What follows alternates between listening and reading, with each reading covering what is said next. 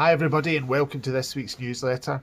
As promised, we got young Fraser to hit some of our new product.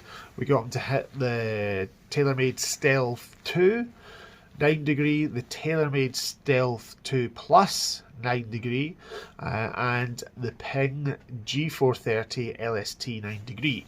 We also used the same shaft, the Mitsubishi Tensai White 60X Flex, and the same length at 45 3/4. Why did we do that? We wanted to see the performance with the same shaft and just different heads. So here's him smashing a few.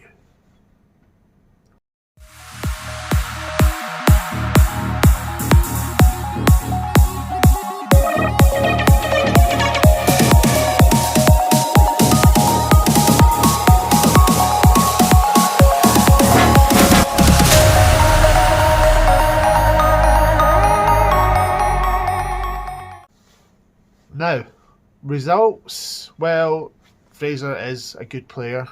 Genuinely, he is. Very fast club head speed. So we found that the ball speeds were all very, very similar, to be honest, on average, ranging from 168.6 right up to the dizzy heights of 170.9, being the Taylormade Stealth 2 standard. What we found was the highest launching was Ping, launched at 12.8 degrees. So we found some things similar ball speed. The launch wasn't massively different. The highest carry was 297, the smallest was 295, being the Ping. We had a surprise. The Stealth 2 9 degree for him spun the lowest at 2093 revolutions, and also launched the lowest, which I'm surprised at, because the Stealth 9 Plus is more of a, how can I put it, a lower launching, lower spinning head, meant to be, but it shows you that surprises can happen.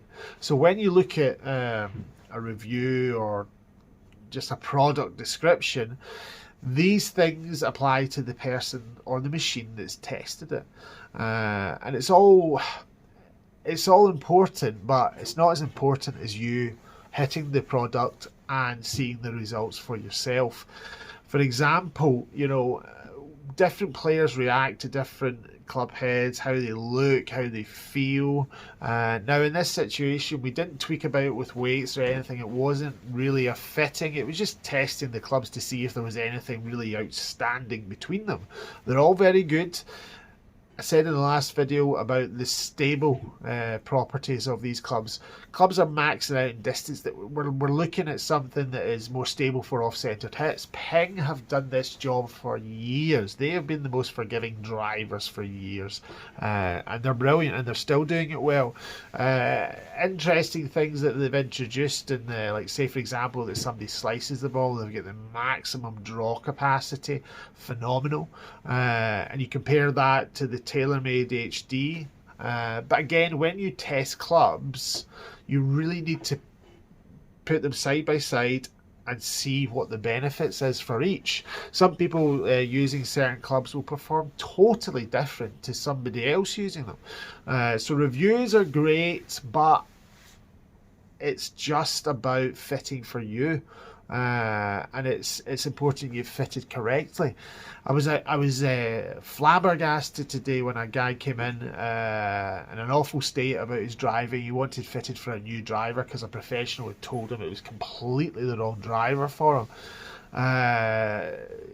It was unbelievable. We had the Ping G425 SFT club head, and he was told it was completely wrong for him.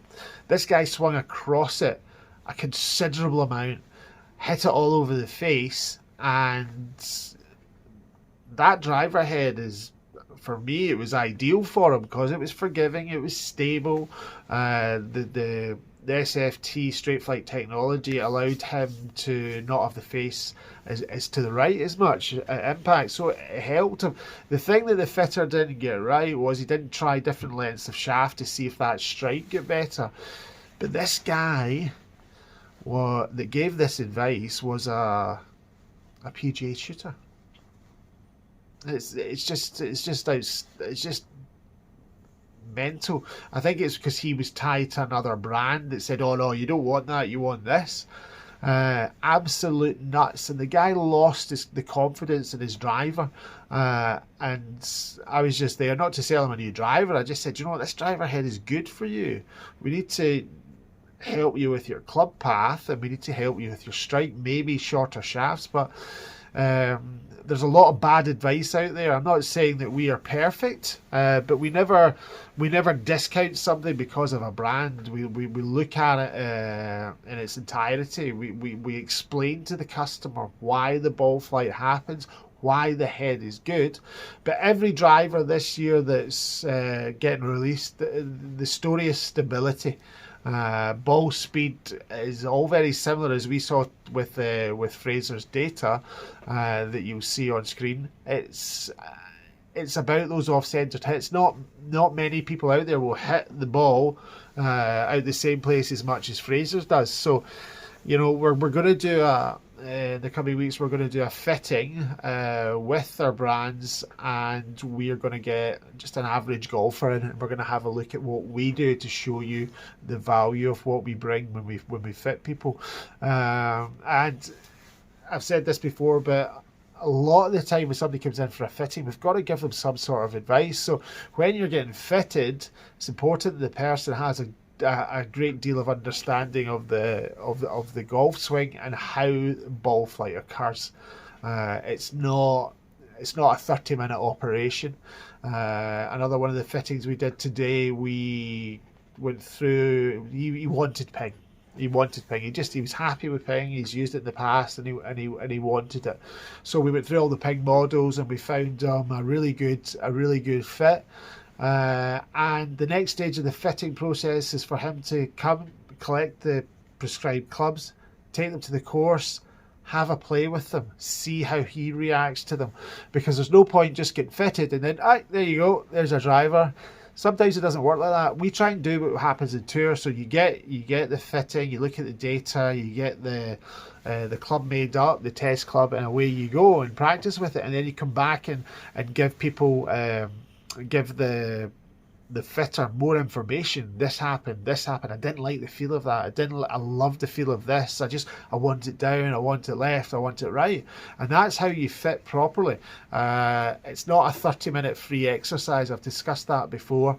But the product that has been released is very, very good. It's all very good. I was lucky enough to be chosen last year to try out all the new Wilson woods, and I was a bit skeptical at first, but they were phenomenal. So we're waiting on them, and we'll do a test against, like say, a Wilson and a Taylormade, and we'll see exactly what we get from it. But today's exercise, the exercise with Fraser, was to show you that the ball speeds are good, but some surprises are thrown in there for people that different golf swings. On paper, the Stealth 9° standard shouldn't have launched lower or spun less, in my opinion, but it did.